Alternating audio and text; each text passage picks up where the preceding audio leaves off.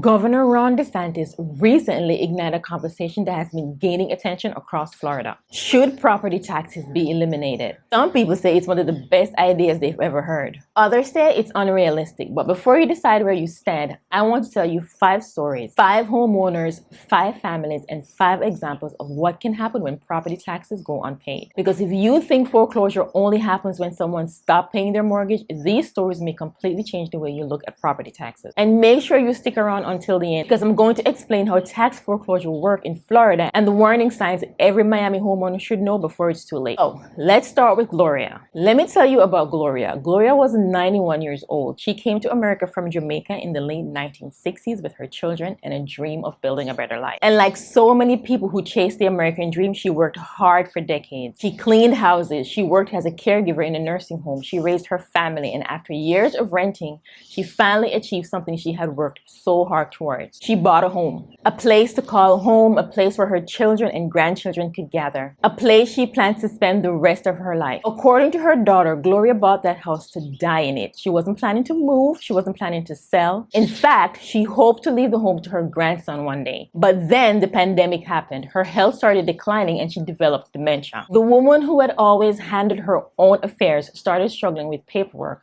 bills, and deadlines. And somewhere during that difficult period, her property taxes fell behind. The amount she owed, about $3,500. Now think about that. After decades of working, after finally becoming a homeowner, after building equity in a home worth nearly $250,000, everything was put at risk over a tax debt of about $3,500. Now, by the time her family realized how serious the situation had become, the property had already been sold. Her daughter later said that Gloria cried about it every day, every single day. Now imagine spending your entire life building something for your family, only to watch it disappear during the most vulnerable years of your life. And the sad part is, Gloria's story isn't the only one.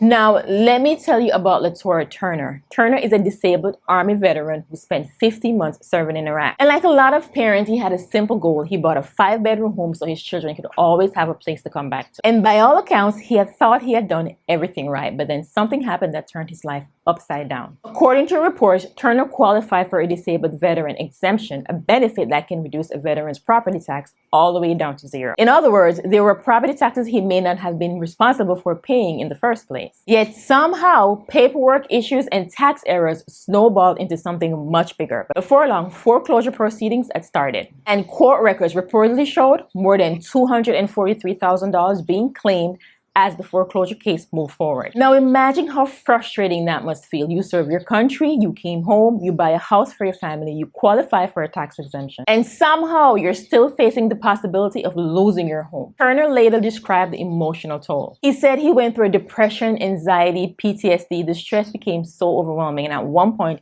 he made a heartbreaking comment. He said there were times he felt like he should have died in Iraq because what he was going through at home was hurting him just as much. Think about that for a second. A veteran who survived a war zone now fighting to keep his family home. Eventually, county officials acknowledged that there had been problems and issued what's known as a certificate of error. They even refunded some of the money he had already paid. But according to reports, it still wasn't enough to stop the foreclosure process. The good news, though, is that his story did gain national attention. People rallied around him, fundraisers were launched, support started pouring in. But here's what stand out to me. This story wasn't about someone refusing to pay taxes. It wasn't about someone trying to avoid responsibility. It was about a homeowner who believed he had done everything right and still found himself fighting to keep a roof over his family's head. And if you think that's unfair, wait until you hear about the next homeowner, because her family had owned the same property for more than 60 years. Now, let me tell you about Velma Lewis. This story starts with a family home. Not just any home, a home that has been in the family since 1961. Think about that for a moment. More than 60 years of family histories, generations coming, generations going. Holiday dinners, birthday celebrations, memories built over decades, and the mortgage long paid off. The home belonged to the family, but then Velma faced a decision that many homeowners can relate to. The roof was falling apart and the property taxes were due. She couldn't afford both, so she made what seemed like the most logical choice. She fixed the roof. After all that, if the roof fails, the entire house can suffer damage. The property tax bill was about $6,200, so she planned to catch up later. But But later never came. Living on a fixed income, she kept falling further and further behind, and then something happened. After the taxes went unpaid, an investor paid the tax bill and took over the debt. When Velma couldn't pay the money back, the investor eventually foreclosed and took the home. And what started as a tax problem eventually turned into a foreclosure problem. Years later, the unthinkable happened. Sheriff deputies showed up at her front door, not because she committed a crime, not because there was a warrant for her arrest, but because she was being removed from her home. Velma later recalled deputies entering the property and telling her she had to leave.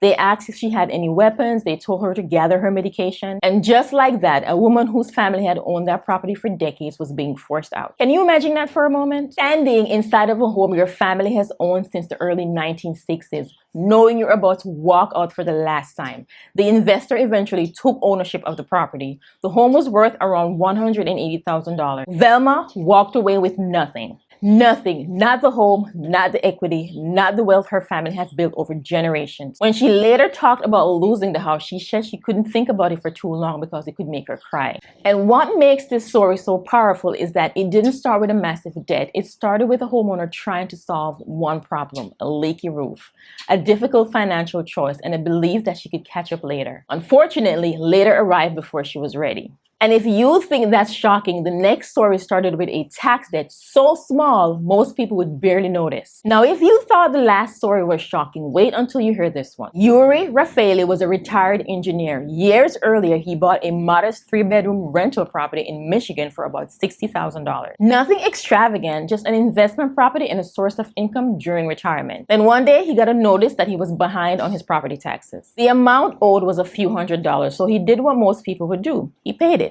Problem solved, right? Not exactly. Somewhere along the way, a small mistake was made when calculating the interest that was still owed. The amount left unpaid, just $8.41.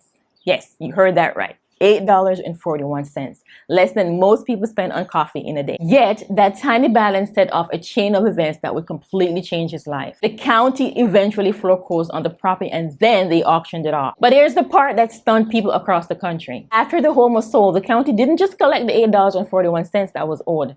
They kept roughly $24,500 that remained from the sale. Think about that. A homeowner loses a property over a debt smaller than the cost of lunch and then loses tens of thousands of dollars in equity on top of it. Now, a lot of people probably would have accepted the loss and move on. Uri didn't. He decided to fight back and his case eventually made it to the Michigan Supreme Court.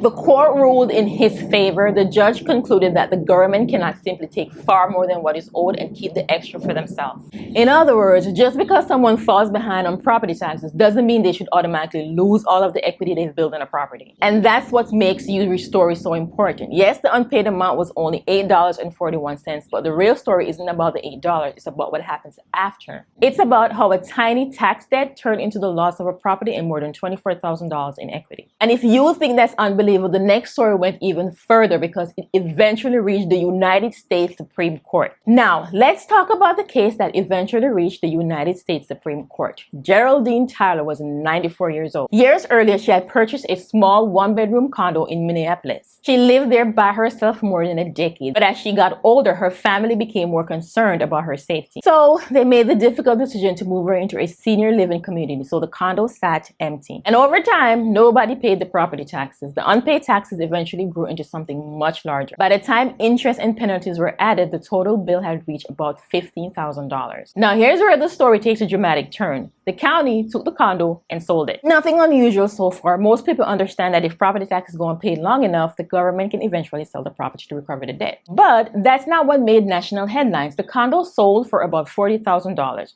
The taxes, interest, and penalties total roughly $15,000. That means there was about $25,000 left over after the debt was paid. So, what happened to the extra money? You guessed right, the county kept it.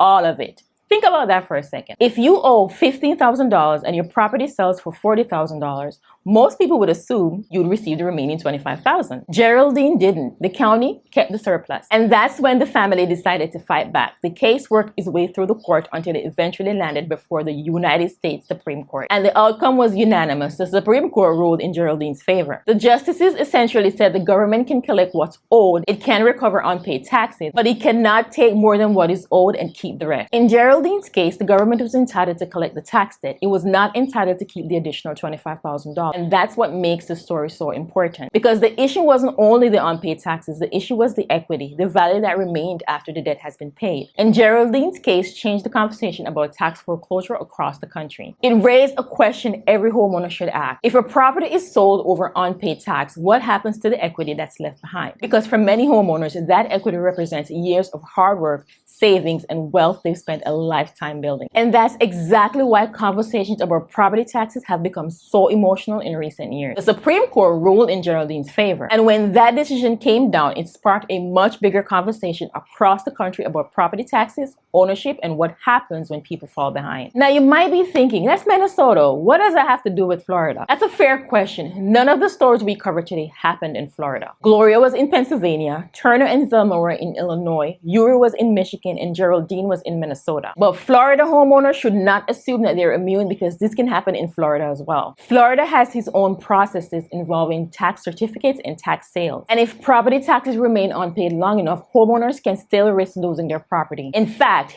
every year across Florida, tax certificates are sold on properties with unpaid taxes. If those taxes remain unpaid long enough, investors can apply for a tax deed sale, where the property itself may be auctioned. And here's why this is so important. Most homeowners don't lose a property because of one bad day. They lose it because a problem starts small and gets ignored. Maybe it starts with a missed tax bill. Maybe it starts with a health issue. Maybe it starts with a job loss. Rising expenses that makes it harder to keep up. The stories we talked about today all started differently, but they had one thing in common. A small problem eventually became a much bigger one. So let me leave you with 3 simple things every Florida homeowner should remember. First, open every property tax notice you receive, even if you think it's a mistake. Even if you think you've already paid it, open it and make sure you understand what's going on. And don't assume a small tax debt will stay small. Interest, penalties, and fees can turn a manageable problem into a serious one. And third, act early. The sooner you address a tax issue, the more options you usually have. Waiting almost never makes the problem better. And maybe that's the biggest lesson from all of these stories. Most of these homeowners weren't trying to lose their home. Life happens, health problem happens, financial struggle happens, paperwork mistake happens. The important thing is to deal with problems while they're still small enough to fix. I'll leave you with this. Be diligent to know the state of your flock and attend to your herd. That's Proverbs 27 verse 23. Thousands of years ago, that meant paying attention to things entrusted to your care. Today, that includes your home. It includes your finances and your responsibilities, because what you pay attention to today can save you a lot of heartache tomorrow. If you have any stories that you would like for me to share, leave them in the comments, or you can send me an email. And if you're thinking about selling a home in Miami, whether you're downsizing, relocating, or dealing with an inherited property, or simply just exploring your options, I'll be happy to help. My contact information will be in the description below. And before you go, make sure you watch one of these next videos. If today's story surprised you, I think you will find the next one just as eye-opening. Thank you for watching, and I will see you in the next video. Bye.